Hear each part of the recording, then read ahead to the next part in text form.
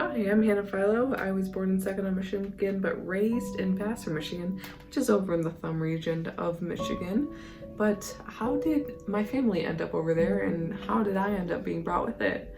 I could tell you all about how my parents came from different areas of Michigan, but ended up meeting at Northwood University, which ended up with me being brought into this world. But I'm sure you want to know how my parents even got to Northwood, Michigan in the first place. We could explore the long lines of family history, but the lady I'm going to devote this video to is my lovely great-grandmother, Lorinda DeLong, who left us December 21st in 2018, making her 94 years old.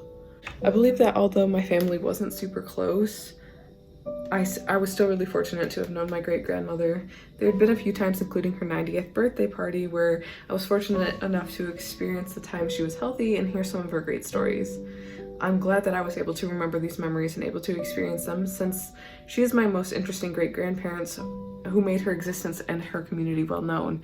After doing extensive research regarding all my other grandparents, it seems that the limited amount that I found on my great-grandma Lorinda, there's even less on my other grandparents, so it's at least cool to see the life that she made here in Michigan.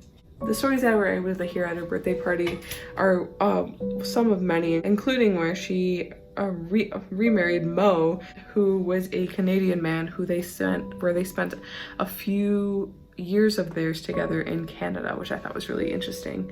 There unfortunately isn't a lot that my family actually recalls about my great-grandmother, Lorinda, but after doing research for this class, it led me to an amazing discovery of a video containing photos from my great-grandma's 90th birthday, where even though my family members can't remember the stories of her life, I can, including her Canadian adventures, where she learns lots of Canadian traditions that she passed down to her grandkids and her grown children.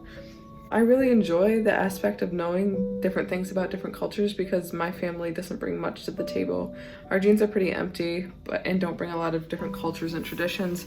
From the amount of research that I know from my family line, like it's pretty much all French and Polish, which is almost as white as you can get. So we don't have a lot of traditions and cultures that we bring, but it was interesting to see that my great-grandma, besides what we offered from our family, was able to bring in other cultures, including what they do in Canada. But although culture and traditions isn't something I get to share about my family, something I do want to talk about is the great life that my great-grandmother lived. She lived to be 94 years old and was able to raise 3 children and lived to see 13 grandchildren, 26 great-grandchildren, and 25 great-great-grandchildren. Not a lot of people can say their great-grandparents lived to see that many generations. Besides the huge family that she was able to create, she also didn't start working until later in her life, when it was more socially acceptable for women to work. She also kept herself busy. She was a past member of the American Legion in Harrison, a life member of the DAV, a member of the Catholic Church, and a past member of the Cass City Lioness Club. The stories others may bring to the table have more cultural findings and more traditions and more interesting facts of how they ended up in America. The things that I learned about my great-grandma have been amazing to learn.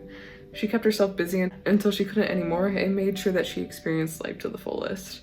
And that's something for me to be a great grandchild of hers to be super proud of, because there's not a lot of people who live to see their 90th or 94th birthday.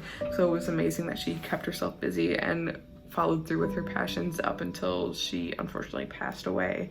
And I wouldn't have known all of this if I didn't do further research, because when I met her in 2014, I only got to hear some of the fun stories and not so much of what her life pertained.